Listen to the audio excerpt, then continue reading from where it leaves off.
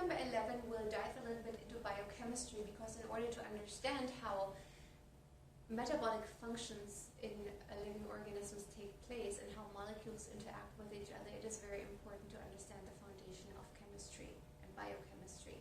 So here we'll talk about elements that are the building blocks for living organisms, then the structure of atoms and intermolecular interactions, and finally we will talk about covalent bonds. If we look at the periodic table of elements, amongst all of those elements that are listed in the periodic table, there are only a few that are incorporated into living organisms that make up the molecules in the living organisms. And amongst those, all the ones that are highlighted here, carbon, hydrogen, phosphorus, calcium, magnesium, sodium, potassium, all of those that are found fairly frequently within living organisms. However, there are others such as copper, zinc, iodine, selenium, that are trace elements and that are indicated here with red arrows, for example, that are not found as frequently within living organisms. However, they are still very important for metabolic functions. If we look at the structure of an atom has a nucleus and it has electrons that whiz around this nucleus. The electrons are charged negatively and the protons in the nucleus are charged positively. With the exception of hydrogen, which only has one proton in the nucleus, all the others have protons and neutrons. And it is the protons and the neutrons that make up the majority of the mass within an atom. You can see the electron is really, the weight of an electron is really fairly small. This is measured here in Dalton. So if you compare the number for the weight of an electron compared with the number for the weight of a proton or a neutron, which are almost identical, then the majority of the weight is really contributed to by the proton and neutron. If we look at another atom here, number 8 on the periodic table of elements, oxygen has 8 protons and 8 neutrons and 8 electrons. So here is the protons and neutrons in the nucleus, and positively charged nucleus, and then the electrons that whiz around in their orbitals around the nucleus. So, how is this table arranged? It is arranged from the very basic atom, hydrogen, which just consists out of 1 proton and 1 electron. And then the next one contains 2 protons, 2 neutrons, and 2 electrons, which is helium, and shown here. So we have 2 protons and 2 neutrons in the nucleus, and we have 2 electrons whizzing around in this orbital around this nucleus. In this first orbital, which is the 1s orbital, and this orbital that is closest to the nucleus always gets loaded up first with electrons, because this is the energetically lowest orbital. There are also isotopes of atoms, and this is an example for the carbon. Carbon-12, carbon-13, and carbon-14. And the reason why they're called carbon-12, 13, and 14 is because of the weight. Carbon-12 is a weight of 12 Dalton, or roughly 12 Dalton, because it has 6 protons and 6 neutrons. It also has 6 electrons, but remember the weight of the electrons is really very minute. In the case of carbon-13, it is now heavier than carbon-12 because it has 7 neutrons in the nucleus. 6 protons and 6 electrons, but 7 neutrons. So animals tend to get rid of these heavier isotopes from their tissue because they really are heavier, physically heavier, and for that reason, living organisms tend not to have that much of the carbon-13 and carbon-14 isotopes, but more of the carbon-12 isotopes. So carbon-14 has a mass of 14 Daltons because it has now 8 neutrons in its nucleus, still 6 protons and 6 electrons. And this decays over time and releases radioactivity. It is a very unstable atom, and the half-life for this atom is 5,730 years. And these atoms, or the amount of these atoms within fossils, for example, is used in order to determine the age of these fossils. Knowing the half-life scientists can now determine how long ago this fossil was formed. So now I would like to talk a little bit about forces between molecules and atoms. There are 4 different types of forces, and they are not all the same strength. The weakest of them, and this is shown here, so top is the weakest, bottom is the strongest. The weakest of all of those forces are the van der Waals forces. Then there are hydrogen bonds, ionic bonds, and covalent bonds, which are the strongest bonds. So let's talk about the van der Waals forces first. Van der Waals forces are a dipole, interactions between weak dipoles between atoms. So if you think, here's our normal atom, and it has our nucleus positively charged and those negatively charged electrons. If you now think about this, this is a very dynamic structure, so these electrons whiz around, and it might be that at some point most of the electrons are located on one side of this atom. For that reason, there's more negative charge as the electrons are negatively charged on this side compared to this side. Now, if there's another atom next to it that attracts now negatively charged atoms to this side of the electron, and because these weak dipoles attract each other, and these are the van der Waals forces. Now, if we continue to the hydrogen bonds, which are the next strongest ones, I would like to mention something here with regard to the periodic table of elements.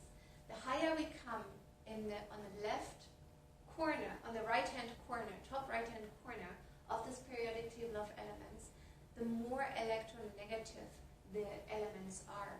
And oxygen is up here, whereas hydrogen is over here, so hydrogen is not that electronegative.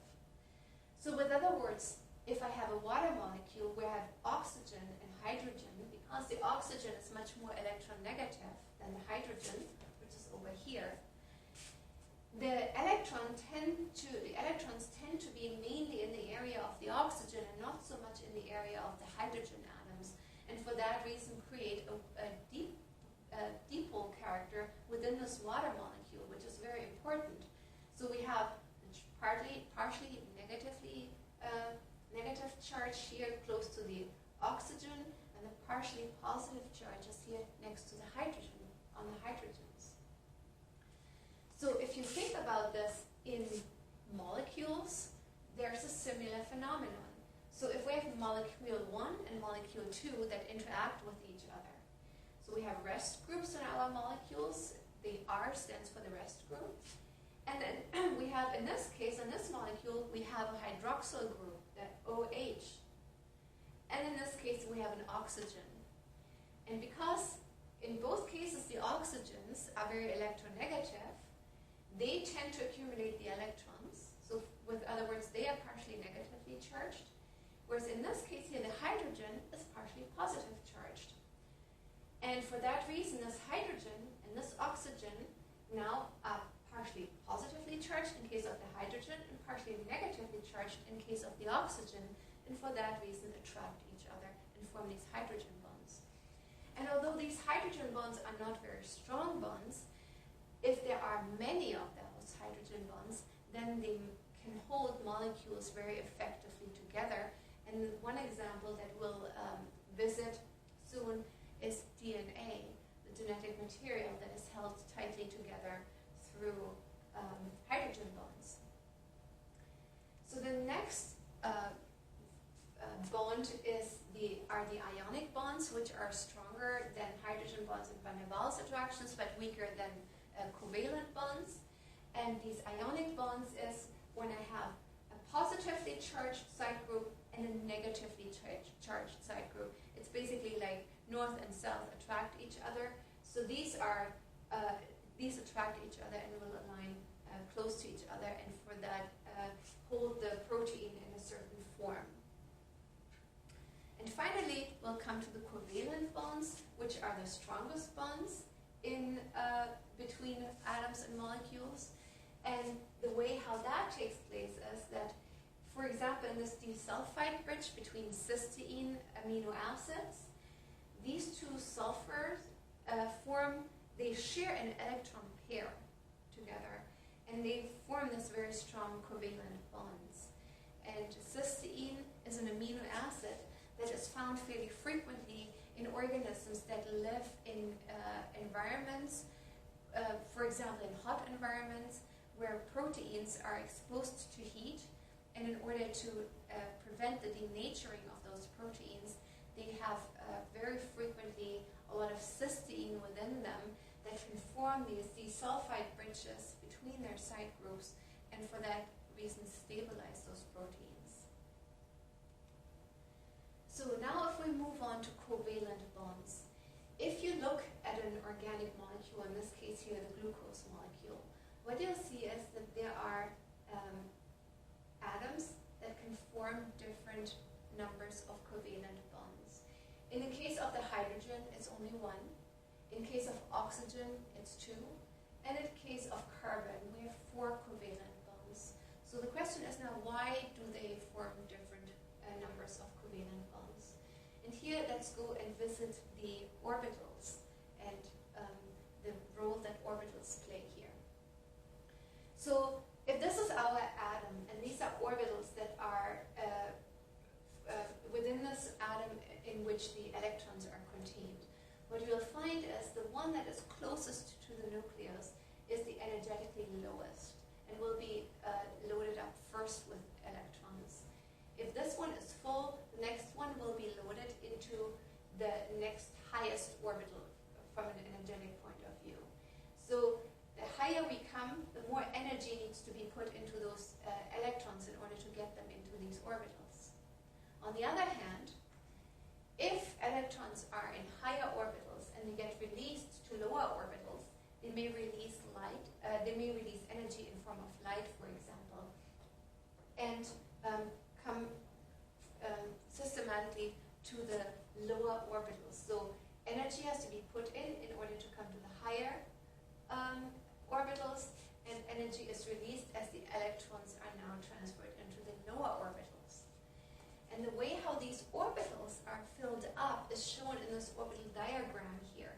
So this here is the energetically lowest orbital, and the higher we come, the higher the orbital, the energy is that needs to go into this orbital in form of the energy in electrons. So our hydrogen here has only one electron in the 1s orbital, and you see that this one has an arrow in this direction. In helium, we have 2 electrons in there, and they spin opposite ways. So one spins this way and one spins this way, and that's indicated by those arrows here. Then number 3, 4, 5, 6, 7, 8, 9, 10. Now systematically the orbitals get loaded up, and if we follow this, the 1s is loaded up first, then the 2s is loaded up, and then in the 2p we have our first one, second one, and third one that are filled up first, each with 1 electron. And only then, once they are all filled up with 1 electron due to the spin, will the second one be loaded into each one of them. So now, if we look, for example, in the case of hydrogen, where we have 1 electron in this 1s orbital, that means that we can put another electron into this 1s orbital. So hydrogen, for that reason, can form a covalent bond with another hydrogen and share an electron pair. You can indicate this with this dot here that shows that hydrogen can form 1 covalent bond. So hydrogen, because it has only 1 electron, can team up with another hydrogen and form a covalent bond where they share 2 electrons, an electron pair. Now, if we look at oxygen, that forms 2 covalent bonds. So why is that? Here I've highlighted oxygen. So oxygen is number 8 on our periodic table of elements. Here our first orbital is filled up, our second orbital is filled up, and in our third orbital we have 2 that are not completely filled up. And it is those 2 that can be paired. And for that reason,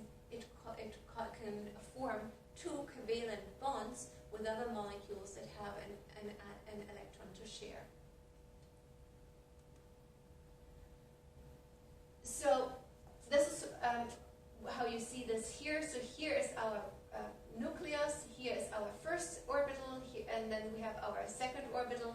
The shape of those orbitals are a little bit different than what is drawn here, but I don't want to go too much into chemistry.